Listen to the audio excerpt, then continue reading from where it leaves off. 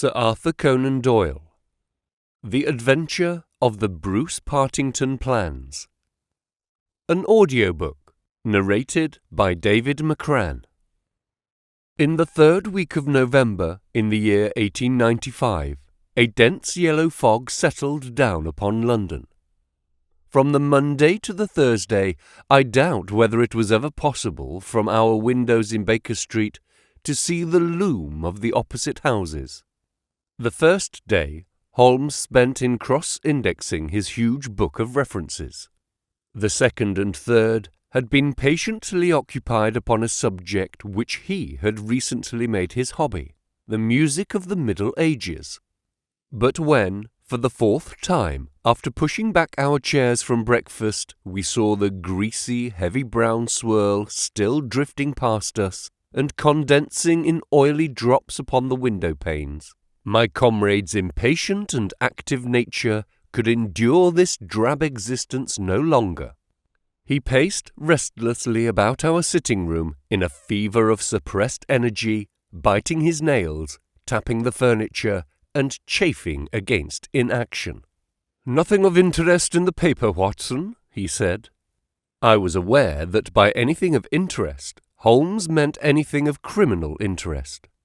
There was the news of a revolution, of a possible war, and of an impending change of government, but these did not come within the horizon of my companion. I could see nothing recorded in the shape of crime which was not commonplace and futile. Holmes groaned and resumed his restless meanderings.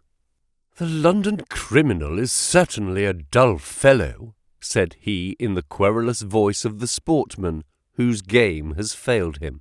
"Look out this window, Watson. See how the figures loom up, are dimly seen, and then blend once more into the cloud bank. The thief or murderer could roam London on such a day as the tiger does the jungle, unseen until he pounces, and then evident only to his victim." "There have," said I, "been numerous petty thefts." Holmes snorted his contempt. "This great and sombre stage is set for something more worthy than that," said he.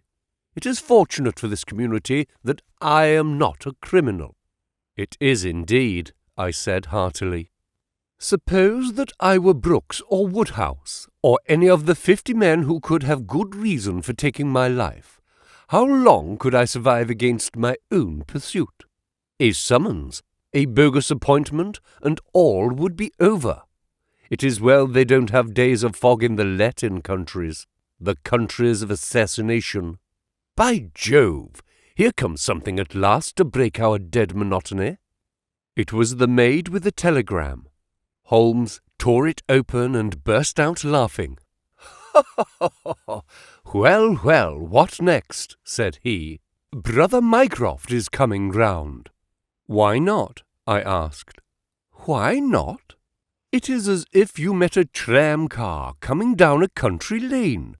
Mycroft has his rails, and he runs on them. His Pall Mall lodgings, the Diogenes Club, Whitehall, that is his cycle. Once and only once he has been here. What upheaval can possibly have derailed him? Does he not explain?" Holmes handed me his brother's telegram. "Must see you over Cadogan West. Coming at once. Mycroft." Cadogan West? I have heard the name. It recalls nothing to my mind. But that Mycroft should break out in this erratic fashion. A planet might as well leave its orbit. By the way, do you know what Mycroft is? I had some vague recollection of an explanation at the time of the adventure of the Greek interpreter. You told me that he had some small office under the British government. Holmes chuckled. "I did not know you quite so well in those days. One has to be discreet when one talks of high matters of state. You are right in thinking that he is under the British government. You would also be right in a sense if you said that occasionally he is the British government. My dear Holmes, I thought I might surprise you. Mycroft draws £450 a year, remains a subordinate, has no ambitions of any kind, will receive neither honour nor title, but remains the most indispensable man in the country. But how? Well, his position is unique. He has made it for himself. There has never been anything like it before, nor will be again. He has the tidiest and most orderly brain, with the greatest capacity for storing facts of any man living. The same great powers which I have turned to the detection of crime, he has used for this particular business. The conclusions of every department are passed to him, and he is the central exchange, the clearing-house, which makes out the balance. All other men are specialists, but his specialism is omniscience. We will suppose that a minister needs information as to a point which involves the Navy, India, Canada, and the bimetallic question. He could get his separate advices from various departments upon each, but only Mycroft can focus them all, and say offhand how each factor would affect the other. They began using him as a shortcut, a convenience. Now he has made himself an essential. In that great brain of his, everything is pigeonholed and can be handed out in an instant. Again and again his word has decided the national policy. He lives in it. He thinks of nothing else save when, as an intellectual exercise, he unbends if I call upon him and ask him to advise me on one of my little problems. But Jupiter is descending today. What on earth can it mean? Who is Cadogan West, and what is he to Mycroft? I have it, I cried, and plunged among the litter of papers upon the sofa. Yes, here he is, sure enough. Cadogan West was the young man who was found dead on the Underground on Tuesday morning. Holmes sat up at attention, his pipe halfway to his lips. This must be serious, Watson. A death which has caused my brother to alter his habits can be no ordinary one. What in the world can he have to do with it? The case was featureless, as I remember it. The young man had apparently fallen out of the train and killed himself. He had not been robbed, and there was no particular reason to suspect violence. Is that not so? There has been an inquest, said I, and a good many fresh facts have come out. Looked at more closely, I should certainly say that it was a curious case. Judging by its effect upon my brother, I should think it must be a most extraordinary one. He snuggled down in his armchair. Now, Watson, let us have the facts. The man's name was Arthur Cadogan West. He was 27 years of age, unmarried, and a clerk at Woolwich Arsenal. Government employ. Behold the link with Brother Mycroft. He left Woolwich suddenly on Monday night, was last seen by his fiancée, Miss Violet Westbury, whom he left abruptly in the fog at 7:30 that evening. There was no quarrel between them, and she can give no motive for his action. The next thing heard of him was when his dead body was discovered by a plate-layer named Mason just outside Aldgate station on the Underground system in London. When? The body was found at 6 on Tuesday morning. It was lying wide of the metals upon the left hand of the track as one goes eastward, at a point close to the station, where the line emerges from the tunnel in which it runs. The head was badly crushed, an injury which might well have been caused by the fall from the train. The body could only have come on the line in that way. Had it been carried down from any neighbouring street, it must have passed the station barriers, where a collector is always standing. This point seems absolutely certain. Very good. The case is definite enough. The man, dead or alive, either fell or was precipitated from the train. So much is clear to me. Continue. The trains which traverse the lines of the rail beside which the body was found are those which run from west to east, some being purely metropolitan and some from Willesden and outlying junctions. It can be stated for certain that this young man, when he met his death, was travelling in this direction at some late hour of the night, but at what point he entered the train it is impossible to state. His ticket, of course, would show that. There was no ticket in his pockets. No ticket? Dear me, Watson, this is really very singular. According to my experience, it is not possible to reach the platform of a metropolitan train without exhibiting one's ticket. Presumably, then, the young man had one. Was it taken from him in order to conceal the station from which he came? Is it possible? Or did he drop it in the carriage? That is also possible. But the point is of curious interest. I understand that there was no sign of robbery? Apparently not. There is a list here of his possessions. His purse contained £2.15. He also had a cheque-book on the Woolwich branch of the Capital and Counties Bank.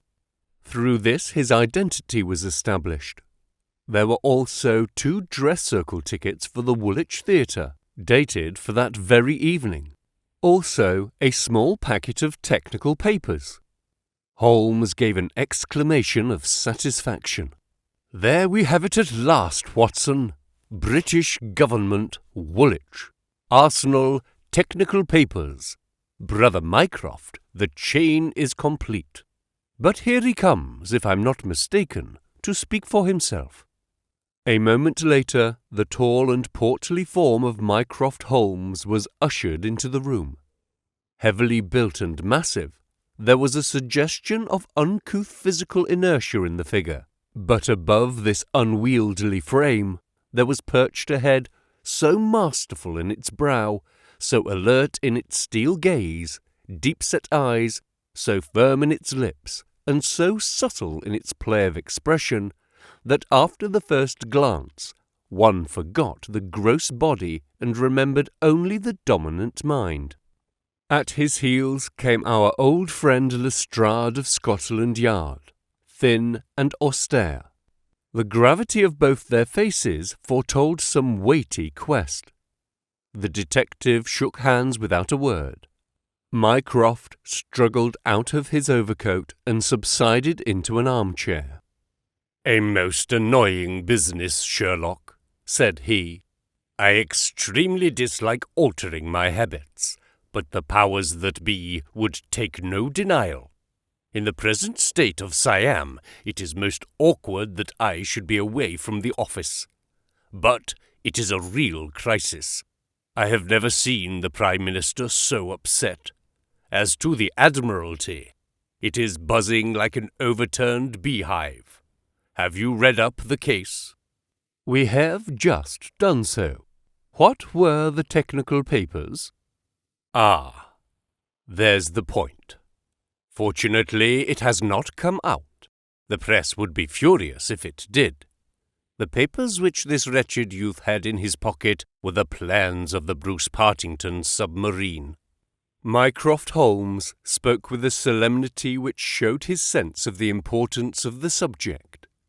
His brother and I sat expectant. "Surely you have heard of it? I thought everyone had heard of it." "Only as a name." "Its importance can hardly be exaggerated. It has been the most jealously guarded of all government secrets. You may take it from me that naval warfare becomes impossible within the radius of a Bruce-Partington's operation. 2 years ago, a very large sum was smuggled through the estimates and was expended in acquiring a monopoly of the invention. Every effort has been made to keep the secret. The plans, which are exceedingly intricate, comprising some 30 separate patents, each essential to the working of the whole, are kept in an elaborate safe in a confidential office adjoining the arsenal, with burglar-proof doors and windows. Under no conceivable circumstances were the plans to be taken from the office.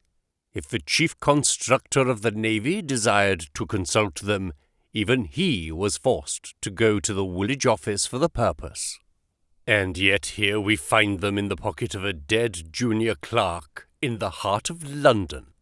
From an official point of view, it's simply awful. But you have recovered them. No, Sherlock, no. That's the pinch. We have not. 10 papers were taken from Woolwich. There were 7 in the pocket of Cadogan West. The 3 most essential are gone, stolen, vanished. You must drop everything, Sherlock. Never mind your usual petty puzzles of the police court. It's a vital international problem that you have to solve. Why did Cadogan West take the papers? Where are the missing ones? How did he die? How came his body where it was found? How can the evil be set right? Find an answer to all these questions, and you will have done good service for your country. Why do you not solve it yourself, Mycroft? You can see as far as I. Possibly, Sherlock, but it is a question of getting details. Give me your details, and from an armchair I will return you an excellent expert opinion. But to run here and there, to cross-question railway guards and lie on my face with a lens to my eye, it is not my métier. No, you are the one man who can clear the matter up. If you have a fancy to see your name in the next honours list. My friend smiled and shook his head. I play the game for the game's own sake, said he. But the problem certainly presents some points of interest, and I shall be very pleased to look into it. Some more facts, please. I have jotted down the more essential ones upon this sheet of paper, together with a few addresses which you will find of service. The actual official guardian of the papers is the famous government expert, Sir James Walter, whose decorations and subtitles fill 2 lines of a book of reference. He has grown grey in the service, is a gentleman, a favoured guest in the most exalted houses, and above all, a man whose patriotism is beyond suspicion. He is one of 2 who have a key of the safe. I may add that the papers were undoubtedly in the office during working hours on Monday, and that Sir James left for London about 3 o'clock, taking his key with him. He was at the house of Admiral Sinclair in Berkeley Square during the whole of the evening when this incident occurred. Has the fact been verified? Yes. His brother Colonel Valentine Walter has testified to his departure from Woolwich and Admiral Sinclair to his arrival in London. So Sir James is no longer a direct factor in the problem. Who was the other man with the key? The senior clerk and draftsman, Mr. Sidney Johnson. He is a man of 40, married with 5 children. He is a silent, morose man. But he has, on the whole, an excellent record in the public service. He is unpopular with his colleagues, but a hard worker. According to his own account, corroborated only by the word of his wife, he was at home the whole of Monday evening after office hours, and his key has never left the watch chain upon which it hangs. Tell us about Cadogan West. He has been 10 years in the service and has done good work. He has the reputation of being hot-headed and imperious, but a straight, honest man. We have nothing against him. He was next Sidney Johnson in the office. His duties brought him into daily, personal contact with the plans. No one else had the handling of them. Who locked up the plans that night? Mr. Sidney Johnson, the senior clerk. Well, it is surely perfectly clear who took them away. They are actually found upon the person of this junior clerk, Cadogan West. That seems final, does it not? It does, Sherlock, and yet it leaves so much unexplained.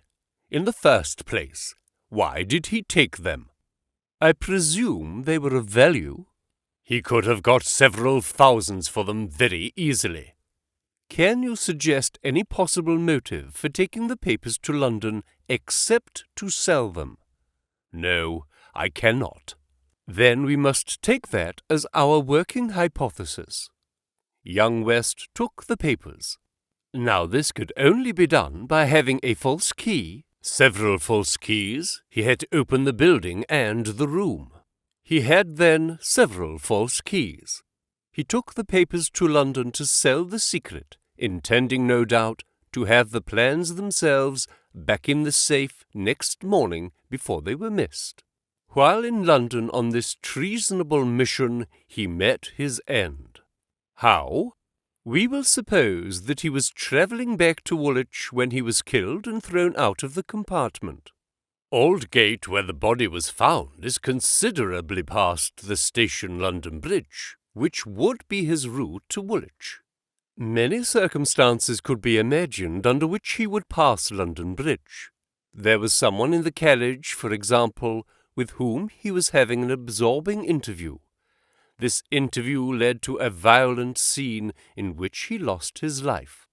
Possibly he tried to leave the carriage, fell out on the line, and so met his end. The other closed the door. There was a thick fog, and nothing could be seen. No better explanation can be given with our present knowledge. And yet consider, Sherlock, how much you leave untouched. We will suppose, for argument's sake, that young Cadogan West had determined to convey these papers to London. He would naturally have made an appointment with the foreign agent and kept his evening clear. Instead of that, he took 2 tickets for the theatre, escorted his fiancée halfway there, and then suddenly disappeared. "A blind," said Lestrade, who had sat listening with some impatience to the conversation. "A very singular one. That is objection number 1. Objection number 2. We will suppose that he reaches London and sees the foreign agent. He must bring back the papers before morning, or the loss will be discovered. He took away 10. Only 7 were in his pocket. What became of the other 3? He certainly would not leave them of his own free will. Then again, where is the price of his treason? One would have expected to find a large sum of money in his pocket." "It seems to me perfectly clear," said Lestrade. "I have no doubt at all as to what occurred. He took the papers to sell them. He saw the agent. They could not agree as to a price. He started home again, but the agent went with him. In the train, the agent murdered him, took the more essential papers, and threw his body from the carriage. That would account for everything, would it not? Why had he no ticket? The ticket would have shown which station was nearest the agent's house. Therefore, he took it from the murdered man's pocket." "Good, Lestrade, very good," said Holmes. "Your theory holds together. But if this is true, then the case is at an end. On the one hand, the traitor is dead. On the other, the plans of the Bruce-Partington submarine are presumably already on the continent. What is there for us to do?" "To act, Sherlock, to act!" cried Mycroft, springing to his feet. "All my instincts are against this explanation. Use your powers. Go to the scene of the crime. See the people concerned. Leave no stone unturned. In all your career, you have never had so great a chance of serving your country." "Well, well," said Holmes, shrugging his shoulders. "Come, Watson, and you, Lestrade, could you favour us with your company for an hour or 2? We will begin our investigation by a visit to Aldgate Station. Goodbye, Mycroft. I shall let you have a report before evening, but I warn you in advance that you have little to expect." An hour later, Holmes, Lestrade, and I stood upon the Underground Railroad at the point where it emerges from the tunnel immediately before Aldgate Station. A courteous, red-faced old gentleman represented the railway company. "This is where the young man's body lay," said he, indicating a spot about 3 feet from the metals. "It could not have fallen from above, for these, as you see, are all blank walls. Therefore, it could only have come from a train, and that train, so far as we can trace it, must have passed about midnight on Monday. Have the carriages been examined for any sign of violence? There are no such signs, and no ticket has been found. No record of a door being found open? None. We have had some fresh evidence this morning, said Lestrade. A passenger who passed Aldgate in the ordinary metropolitan train about 11:40 on Monday night declares that he heard a heavy thud, as of a body striking the line just before the train reached the station. There was dense fog, however, and nothing could be seen. He made no report of it at the time. Why, whatever is the matter, Mr. Holmes?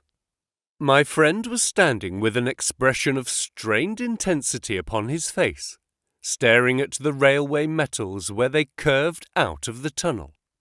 Aldgate is a junction, and there was a network of points. On these his eager, questioning eyes were fixed, and I saw on his keen, alert face that tightening of the lips, that quiver of the nostrils, and concentration of the heavy, tufted brows which I knew so well. Points, he muttered. The points. What of it? What do you mean? I suppose there are no great number of points on a system such as this. No, they are very few. And a curve too? Points and a curve? By Jove, if it were only so! What is it, Mr. Holmes? Have you a clue? An idea. An indication, no more. But the case certainly grows in interest. Unique, perfectly unique, and yet why not? I do not see any indications of bleeding on the line. There were hardly any. But I understand that there was a considerable wound. The bone was crushed, but there was no great external injury. And yet one would have expected some bleeding. Would it be possible for me to inspect the train which contained the passenger who heard the thud of the fall in the fog? I fear not, Mr. Holmes. The train has been broken up before now, and the carriages redistributed. I can assure you, Mr. Holmes, said Lestrade, that every carriage has been carefully examined. I saw to it myself. It was one of my friend's most obvious weaknesses that he was impatient with less alert intelligences than his own. Very likely, said he, turning away. As it happens, it was not the carriages which I desired to examine. Watson, we have done all we can here. We need not trouble you any further, Mr. Lestrade. I think our investigations must now carry us to Woolwich. At London Bridge, Holmes wrote a telegram to his brother, which he handed to me before dispatching it. It ran thus: See some light in the darkness, but it may possibly flicker out. Meanwhile, please send by messenger to await return at Baker Street a complete list of all foreign spies or international agents known to be in England, with full address. Sherlock. That should be helpful, Watson, he remarked, as we took our seats in the Woolwich train. We certainly owe Brother Mycroft a debt for having introduced us to what promises to be a really very remarkable case. His eager face still wore that expression of intense and high-strung energy which showed me that some novel and suggestive circumstance had opened up a stimulating line of thought. See the foxhound with hanging ears and drooping tail as it lolls about the kennels, and compare it with the same hound as, with gleaming eyes and straining muscles, it runs upon a breast-high scent. Such was the change in Holmes since the morning. He was a different man from the limp and lounging figure in the mouse-coloured dressing-gown who had prowled so restlessly only a few hours before round the fog-girt room. There is material here. There is scope, said he. I am dull indeed not to have understood its possibilities. Even now they are dark to me. The end is dark to me also, but I have hold of one idea which may lead us far. The man met his death elsewhere, and his body was on the roof of a carriage. On the roof? Remarkable, is it not? But consider the facts. Is it a coincidence that it is found at every point where the train pitches and sways as it comes round on the points? Is it not that the place where an object upon the roof might be expected to fall off, the points would affect no object inside the train? Either the body fell from the roof, or a very curious coincidence has occurred. But now consider the question of the blood. Of course, there was no bleeding on the line if the body had bled elsewhere. Each fact is suggestive in itself. Together they have a cumulative force. And the ticket too, I cried. Exactly. We could not explain the absence of a ticket. This would explain it. Everything fits together. But suppose it were so, we are still as far as ever from unravelling the mystery of his death. Indeed, it becomes not simpler, but stranger. Perhaps, said Holmes thoughtfully, perhaps. He relapsed into a silent reverie which lasted until the slow train drew up at last in Woolwich station. There he called a cab and drew Mycroft's paper from his pocket. "We have quite a little round of afternoon calls to make," said he. "I think that Sir James Walter claims our first attention." The house of the famous official was a fine villa with green lawns stretching down to the Thames. As we reached it, the fog was lifting, and a thin watery sunshine was breaking through. A butler answered our ring. "Sir James, sir," said he with a solemn face. "Sir James died this morning." "Good heavens!" cried Holmes in amazement. "How did he die?" "Perhaps you would care to step in, sir, and see his brother, Colonel Valentine." "Yes, we had best do." We were ushered into a dim-lit drawing-room, where an instant later we were joined by a very tall, handsome, light-bearded man of 50, the younger brother of the dead scientist. His wild eyes, stained cheeks, and unkempt hair all spoke of a sudden blow which had fallen upon the household. He was hardly articulate as he spoke of it. "It was this horrible scandal," he said. "My brother, Sir James, was a man of very sensitive honour, and he could not survive such an affair. It broke his heart. He was always so proud of the efficiency of his department, and this was a crushing blow.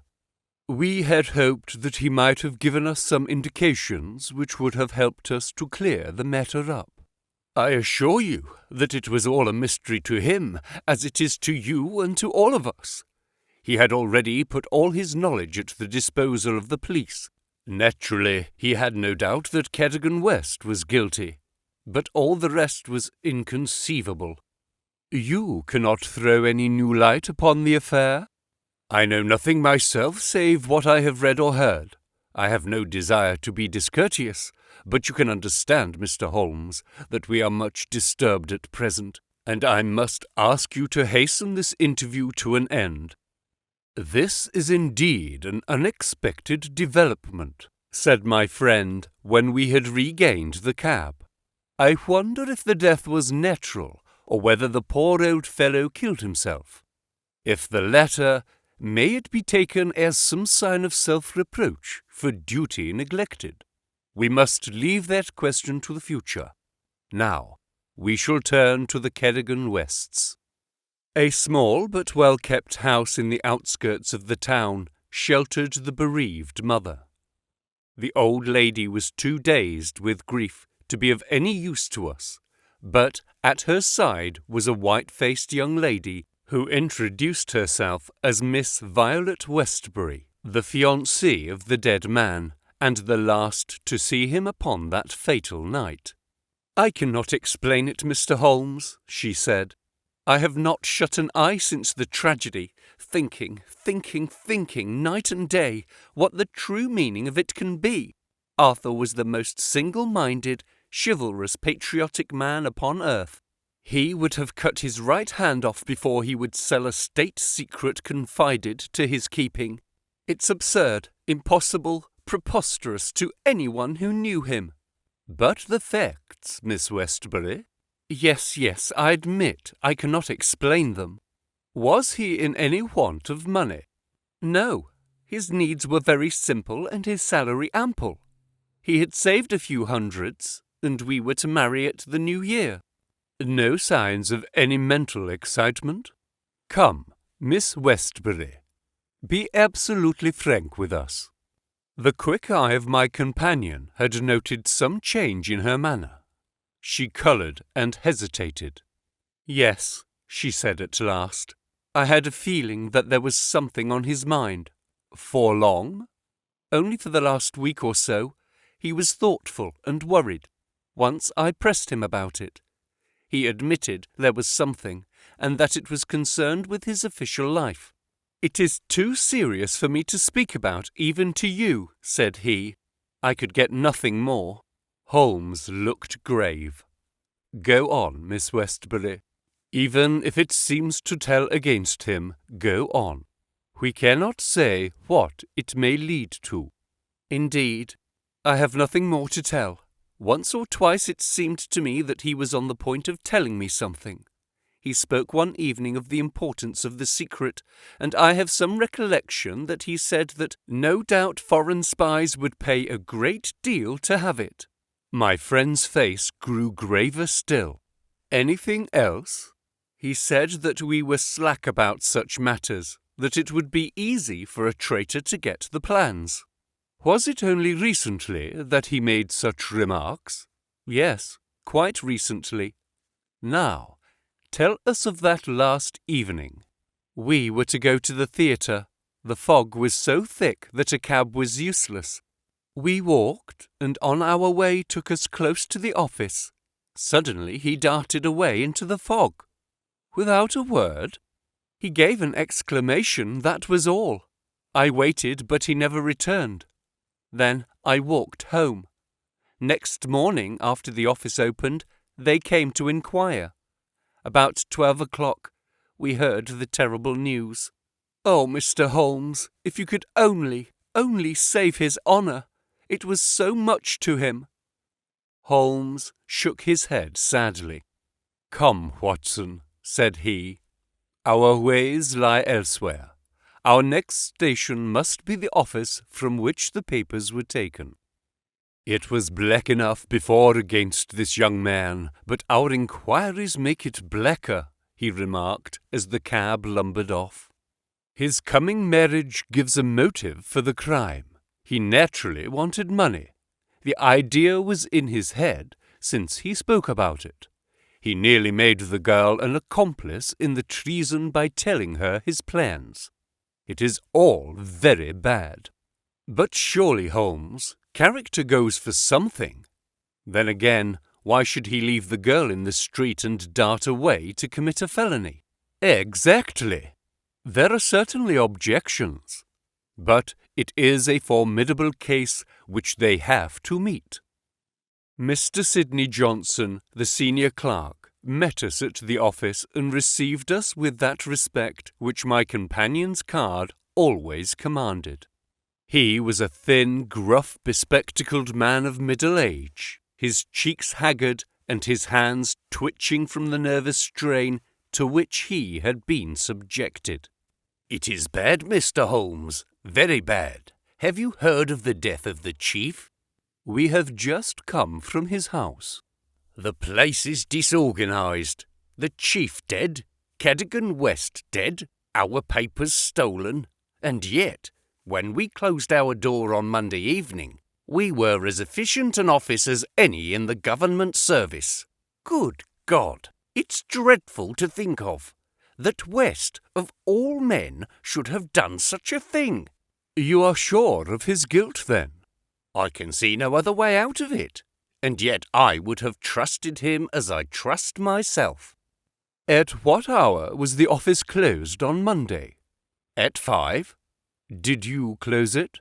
"I am always the last man out." "Where were the plans?" "In that safe. I put them there myself." "Is there no watchman to the building?" "There is, but he has other departments to look after as well. He is an old soldier and a most trustworthy man. He saw nothing that evening. Of course, the fog was very thick." "Suppose that Cadogan West wished to make his way into the building after hours. He would need 3 keys, would he not, before he could reach the papers?" "Yes, he would. The key of the outer door, the key of the office, and the key of the safe." "Only Sir James Walter and you had those keys." "I had no keys of the doors, only of the safe." "Was Sir James a man who was orderly in his habits?" "Yes, I think he was. I know that so far as those 3 keys are concerned, he kept them on the same ring. I have often seen them there." "And that ring went with him to London?" "He said so." "And your key never left your possession?" "Never." "Then West, if he is the culprit, must have had a duplicate, and yet none was found upon his body. One other point, if a clerk in this office desired to sell the plans, would it not be simpler to copy the plans for himself than to take the originals, as was actually done?" "It would take considerable technical knowledge to copy the plans in an effective way." "But I suppose either Sir James, or you, or West, has that technical knowledge?" "No doubt we had, but I beg you won't try to drag me into this matter, Mr. Holmes. What is the use of our speculating in this way when the original plans were actually found on West?"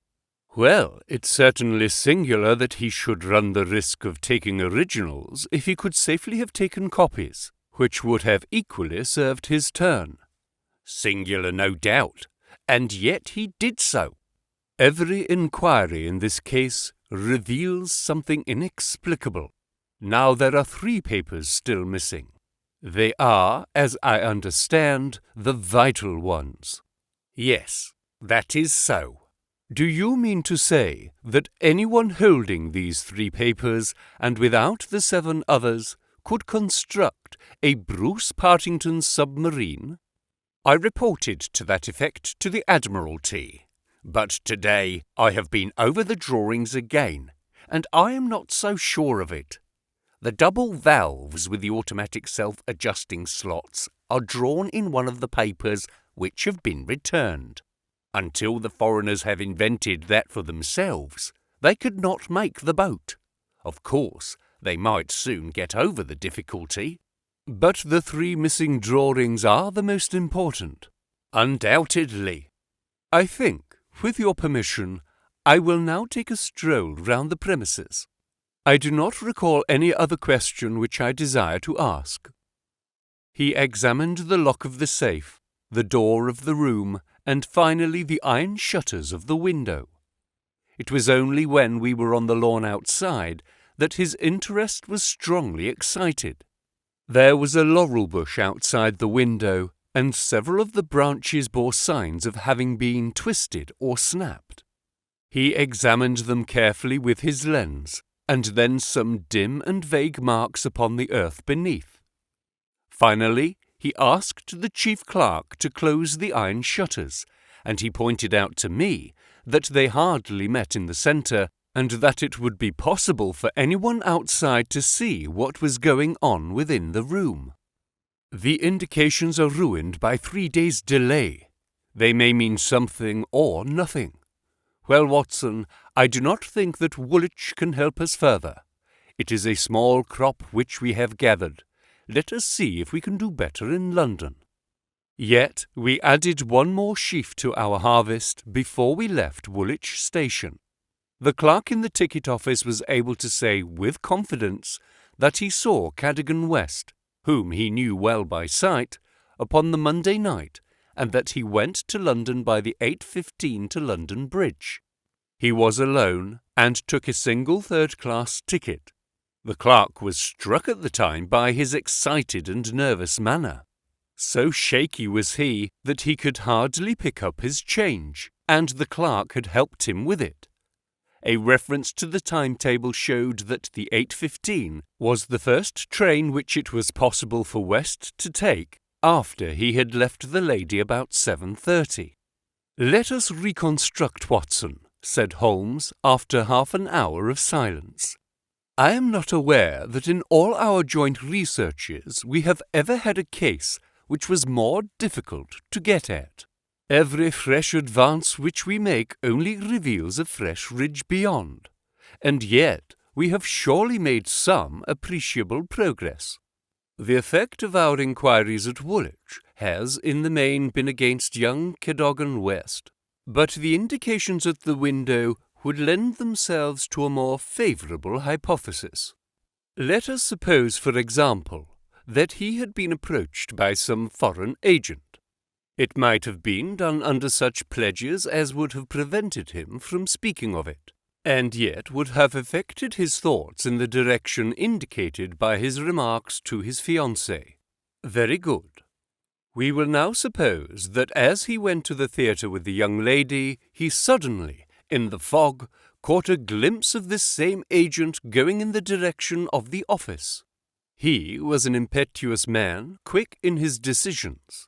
Everything gave way to his duty. He followed the man, reached the window, saw the abstraction of the documents, and pursued the thief. In this way, we get over the objection that no one would take the originals when he could make copies. This outsider had to take the originals. So far, it holds together. What is the next step? Then we come into difficulties. One would imagine that under such circumstances, the first act of young Cadogan West would be to seize the villain and raise the alarm. Why did he not do so? Could it have been an official superior who took the papers? That would explain West's conduct. Or could the chief have given West the slip in the fog, and West started at once to London to head him off from his own rooms, presuming that he knew where the rooms were? The call must have been very pressing, since he left his girl standing in the fog and made no effort to communicate with her. Our scent runs cold here, and there is a vast gap between either hypothesis and the laying of West's body, with 7 papers in his pocket, on the roof of a metropolitan train. My instinct now is to work from the other end. If Mycroft has given us the list of addresses, we may be able to pick our man and follow 2 tracks instead of 1. Surely enough, a note awaited us at Baker Street. A government messenger had brought it post-haste. Holmes glanced at it and threw it over to me. There are numerous small fry, but few who would handle so big an affair. The only men worth considering are Adolphe Mayer of 13 Great George Street, Westminster, Louis La Rothière of Camden Mansions, Notting Hill, and Hugo Oberstein, 13 Caulfield Gardens, Kensington. The latter was known to be in town on Monday, and is now reported as having left. Glad to hear you have seen some light. The Cabinet awaits your final report with the utmost anxiety. Urgent representations have arrived from the very highest quarter. The whole force of the state is at your back if you should need it. Mycroft. "I'm afraid," said Holmes, smiling, "that all the Queen's horses and all the Queen's men cannot avail in this matter." He had spread out his big map of London and leaned eagerly over it. "Well, well," said he presently with an exclamation of satisfaction, "things are turning a little in our direction at last. Why, Watson, I do honestly believe that we are going to pull it off after all." He slapped me on the shoulder with a sudden burst of hilarity. "I'm going out now. It is only a reconnaissance. I will do nothing serious without my trusted comrade and biographer at my elbow. Do you stay here, and the odds are that you will see me again in an hour or 2. If time hangs heavy, get foolscap and a pen, and begin your narrative of how we saved the state. I felt some reflection of his elation in my own mind, for I knew well that he would not depart so far from his usual austerity of demeanour unless there was a good cause for exultation. All the long November evening I waited, filled with impatience for his return. At last, shortly after 9 o'clock, there arrived a messenger with a note. Am dining at Goldini's Restaurant, Gloucester Road, Kensington. Please come at once and join me there. Bring with you a jemmy, a dark lantern, a chisel, and a revolver. S.H. It was a nice equipment for a respectable citizen to carry through the dim, fog-draped streets. I stowed them all discreetly away in my overcoat and drove straight to the address given. There sat my friend at a little round table near the door of the garish Italian restaurant. Have you had something to eat? Then join me in a coffee and cratio. Try one of the proprietor's cigars. They are less poisonous than one would expect. Have you the tools? They are here in my overcoat. Excellent. Let me give you a short sketch of what I have done, with some indication of what we are about to do. Now, it must be evident to you, Watson, that this young man's body was placed on the roof of the train. That was clear from the instant that I determined the fact that it was from the roof, and not from a carriage, that he had fallen.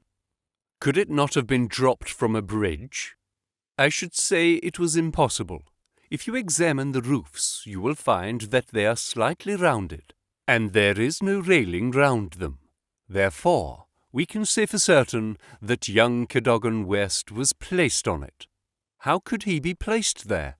That was the question which we had to answer. There is only one possible way. You are aware that the underground runs clear of tunnels at some points in the West End. I had vague memory that as I have travelled by it, I have occasionally seen windows just above my head. Now, suppose that a train halted under such a window. Would there be any difficulty in laying a body upon the roof? It seems most improbable. We must fall back upon the old axiom that when all other contingencies fail, whatever remains, however improbable, must be the truth. Here all other contingencies have failed. When I found that the leading international agent, who had just left London, lived in a row of houses which abutted upon the underground, I was so pleased that you were a little astonished at my sudden frivolity. Oh, that was it, was it? Yes, that was it. Mr. Hugo Oberstein of 13 Caulfield Gardens had become my objective.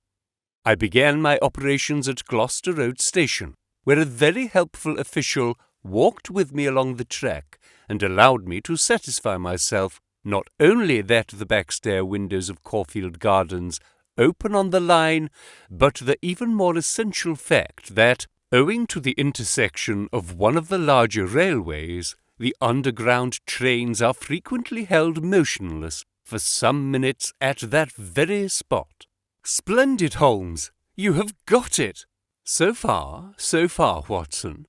We advance, but the goal is afar.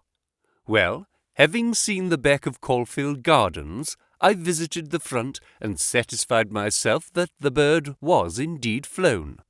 It is a considerable house, unfurnished, so far as I could judge, in the upper rooms. Oberstein lived there with a single valet, who was probably a confederate entirely in his confidence. We must bear in mind that Oberstein has gone to the continent to dispose of his booty, but not with any idea of flight, for he had no reason to fear a warrant, and the idea of an amateur domiciliary visit would certainly never occur to him. Yet that is precisely what we are about to make. Could we not get a warrant and legalize it? Hardly on the evidence. What can we hope to do? We cannot tell what correspondence may be there. "I don't like it, Holmes. My dear fellow, you shall keep watch in the street. I'll do the criminal part. It's not a time to stick at trifles. Think of Mycroft's note, of the Admiralty, the Cabinet, and the exalted person who waits for news. We are bound to go." My answer was to rise from the table. "You are right, Holmes. We are bound to go." He sprang up and shook me by the hand. "I knew you would not shrink at the last," said he, and for a moment I saw something in his eyes which was nearer to tenderness than I had ever seen. The next instant he was his masterful, practical self once more. "It is nearly half a mile, but there is no hurry. Let us walk," said he. "Don't drop the instruments, I beg. Your arrest as a suspicious character would be a most unfortunate complication." Caulfield Gardens was one of those lines of flat-faced pillared and porticoed houses which are so prominent a product of the Middle Victorian epoch in the West End of London. Next door there appeared to be a children's party, for the merry buzz of young voices and the clatter of a piano resounded through the night. The fog still hung about and screened us with its friendly shade. Holmes had lit his lantern and flashed it upon the massive door. "This is a serious proposition," said he. "It is certainly bolted as well as locked. We would do better in the area. There is an excellent archway down yonder in case a too zealous policeman should intrude. Give me a hand, Watson, and I'll do the same for you." A minute later we were both in the area. Hardly had we reached the dark shadows before the step of the policeman was heard in the fog above. As its soft rhythm died away, Holmes set to work upon the lower door. I saw him stoop and strain, until with a sharp crash it flew open. We sprung through into the dark passage, closing the area door behind us. Holmes led the way up the curving, uncarpeted stair. His little fan of yellow light shone upon a low window. "Here we are, Watson. This must be the one." He threw it open, and as he did so there was a low hush murmur, growing steadily into a loud roar as a train dashed past us in the darkness. Holmes swept his light along the window-sill. It was thickly coated with soot from the passing engines, but the black surface was blurred and rubbed in places. You can see where they rested the body. "Hello, Watson, what is this?" There can be no doubt that it is a blood mark. He was pointing to faint discolorations along the woodwork of the window. "Here it is on the stone of the stair also. The demonstration is complete. Let us stay here until a train stops." We had not long to wait. The very next train roared from the tunnel as before, but slowed in the open and then, with a creaking of brakes, pulled up immediately beneath us. It was not 4 feet from the window ledge to the roof of the carriages. Holmes softly closed the window. "So far we are justified," said he. "What do you think of it, Watson?" "A masterpiece. You have never risen to a greater height." "I cannot agree with you there. From the moment that I conceived the idea of the body being upon the roof, which surely was not a very abstruse one, all the rest was inevitable. If it were not for the grave interests involved, the affair up to this point would be insignificant. Our difficulties are still before us. But perhaps we may find something here which may help us."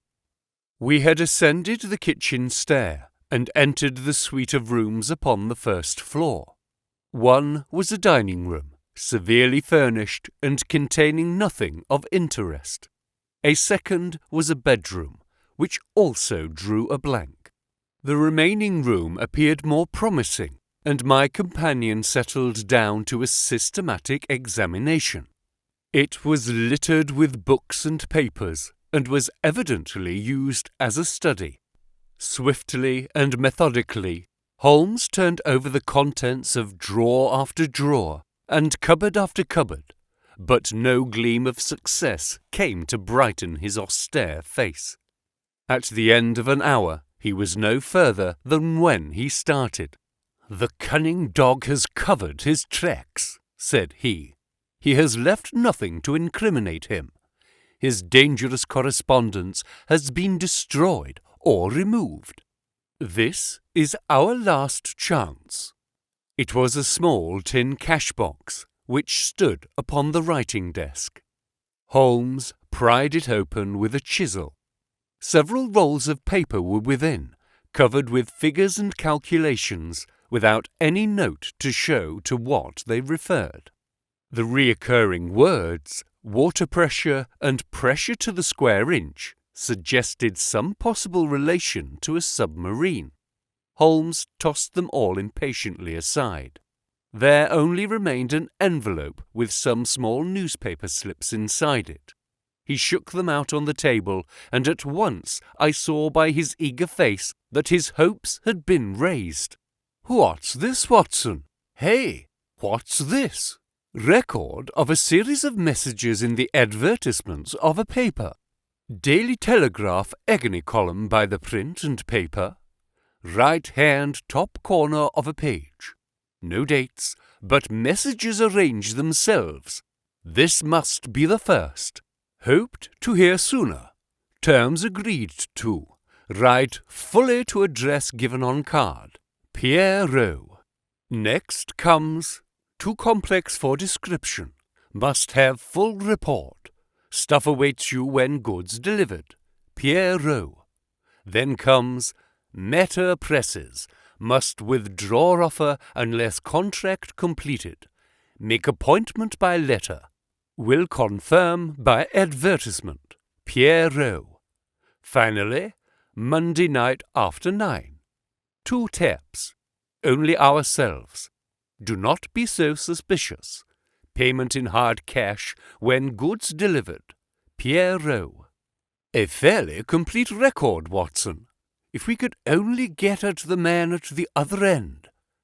He sat lost in thought, tapping his fingers on the table. Finally, he sprang to his feet. "Well, perhaps it won't be so difficult after all. There is nothing more to be done here, Watson. I think we might drive round to the offices of the Daily Telegraph, and so bring a good day's work to a conclusion." Mycroft Holmes and Lestrade had come round by appointment after breakfast next day, and Sherlock Holmes had recounted to them our proceedings of the day before. The professional shook his head over our confessed burglary. "We can't do these things in the force, Mr. Holmes," said he. "No wonder you get results that are beyond us. But some of these days you'll go too far, and you'll find yourself and your friend in trouble. For England, home and beauty, Watson? Martyrs on the altar of our country. But what do you think of it, Mycroft? Excellent, Sherlock, admirable. But what use will you make of it?" Holmes picked up the Daily Telegraph which lay upon the table. "Have you seen Pierrot's advertisement today?" "What? Another one?" "Yes, here it is. Tonight, same hour, same place, 2 taps. Most vitally important. Your own safety at stake. Pierrot." "By George!" cried Lestrade. "If he answers that, we've got him." "That was my idea when I put it in. I think if you could both make it convenient to come with us about 8 o'clock to Caulfield Gardens, we might possibly get a little nearer to a solution." One of the most remarkable characteristics of Sherlock Holmes was his power of throwing his brain out of action and switching all his thoughts onto lighter things whenever he had conceived himself that he could no longer work to advantage. I remember that during the whole of that memorable day he lost himself in a monograph which he had undertaken upon the polyphonic motets of Lassus. For my own part, I had none of this power of detachment, and the day, in consequence, appeared to be interminable.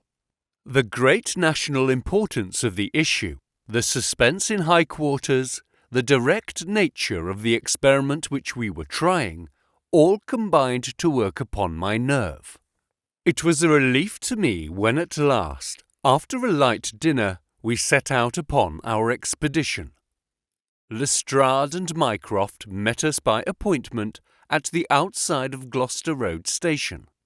The area door of Oberstein's house had been left open the night before, and it was necessary for me, as Mycroft Holmes absolutely and indignantly declined to climb the railings, to pass in and open the hall door. By 9 o'clock we were all seated in the study, waiting patiently for our man. An hour passed, and yet another. When 11 struck, the measured beat of the great church clock seemed to sound the dirge of our hopes. Lestrade and Mycroft were fidgeting in their seats and looking twice a minute at their watches. Holmes sat silent and composed, his eyelids half shut, but every sense on the alert. He raised his head with a sudden jerk. "He is coming," said he. There had been a furtive step past the door. Now it returned. We heard a shuffling sound outside, and then 2 sharp taps with the knocker. Holmes rose, motioning us to remain seated. The gas in the hall was a mere point of light. He opened the outer door, and then, as a dark figure slipped past him, he closed and fastened it. "This way," we heard him say, and a moment later our man stood before us. Holmes had followed him closely, and as the man turned with a cry of surprise and alarm, he caught him by the collar and threw him back into the room. Before our prisoner had recovered his balance, the door was shut and Holmes standing with his back against it. The man glared round him, staggered, and fell senseless upon the floor. With the shock, his broad-brimmed hat flew from his head, his cravat slipped down from his lips, and there were the long, light beard and soft, handsome, delicate features of Colonel Valentine Walter. Holmes gave a whistle of surprise. "You can write me down as an S this time, Watson," said he. "This was not the bird that I was looking for." "Who is he?" asked Mycroft eagerly. "The younger brother of the late Sir James Walter, the head of the submarine department. Yes, I see the fall of the cards. He is coming too. I think that you had best leave his examination to me." We had carried the prostrate body to the sofa. Now our prisoner sat up, looked round him with a horror-stricken face, and passed his hand over his forehead, like one who cannot believe his own senses. "What is this?" he asked. "I came here to visit Mr. Oberstein." "Everything is known, Colonel Walter," said Holmes. "How an English gentleman could behave in such a manner is beyond my comprehension. But your whole correspondence and relations with Oberstein are within our knowledge. So also are the circumstances connected with the death of young Cadogan West. Let me advise you to gain at least the small credit for repentance and confession, since there are still some details which we can only learn from your lips." The man groaned and sank his face in his hands. We waited, but he was silent. "I can assure you," said Holmes, "that every essential is already known. We know that you were pressed for money, that you took an impress of the keys which your brother held, and that you entered into a correspondence with Oberstein, who answered your letters through the advertisement columns of the Daily Telegraph. We are aware that you went down to the office in the fog on Monday night, that you were seen and followed by young Cadogan West, who had probably some previous reason to suspect you. He saw your theft, but could not give the alarm, as it was just possible that you were taking the papers to your brother in London. Leaving all his private concerns, like the good citizen that he was, he followed you closely in the fog and kept at your heels until you reached this very house. There he intervened, and then it was, Colonel Walter, that to treason you added the more terrible crime of murder." "I did not! I did not! Before God I swear that I did not!" cried our wretched prisoner. "Tell us, then, how Cadogan West met his end before you laid him upon the roof of a railway carriage." "I will. I swear to you that I will. I did the rest. I confess it. It was just as you say. A stock exchange debt had to be paid. I needed the money badly. Oberstein offered me 5,000. It was to save myself from ruin. But as to murder, I am as innocent as you." "What happened then?" "He had his suspicions before, and he followed me as you describe. I never knew it until I was at the very door. It was thick fog, and one could not see 3 yards. I had given 2 taps, and Oberstein had come to the door. The young man rushed up and demanded to know what we were about to do with the papers. Oberstein had a short life-preserver. He always carried it with him. As West forced his way after us into the house, Oberstein struck him on the head. The blow was a fatal one. He was dead within 5 minutes. There he lay in the hall, and we were at our wits' end what to do. Then Oberstein had this idea about the trains which halted under his back window. But first he examined the papers which I had brought. He said that 3 of them were essential, and that he must keep them. "You cannot keep them," said I. "There will be a dreadful row at Woolwich if they are not returned." "I must keep them," said he, "for they are so technical that it is impossible in the time to make copies." "Then they must all go back together tonight," said I. He thought for a little, and then he cried out that he had it. "3 I will keep," said he. "The others we will stuff into the pocket of this young man. When he is found, the whole business will assuredly be put to his account." I could see no other way out of it, so we did as he suggested. We waited half an hour at the window before a train stopped. It was so thick that nothing could be seen, and we had no difficulty in lowering West's body onto the train. That was the end of the matter so far as I was concerned. "And your brother?" He said nothing, but he had caught me once with his keys, and I think that he suspected. I read in his eyes that he suspected. As you know, he never held up his head again. There was silence in the room. It was broken by Mycroft Holmes. "Can you not make reparation? It would ease your conscience and possibly your punishment." "What reparation can I make?" "Where is Oberstein with the papers?" "I do not know." "Did he give you no address?" "He said that the letters to the Hotel du Louvre, Paris, would eventually reach him." "Then reparation is still within your power," said Sherlock Holmes. "I will do anything I can. I owe this fellow no particular goodwill. He has been my ruin and my downfall. Here are paper and pen. Sit at this desk and write to my dictation. Direct the envelope to the address given.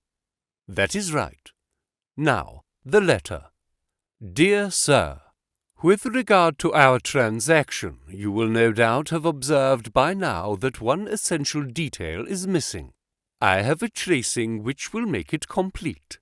This has involved me in extra trouble, however, and I must ask you for a further advance of £500.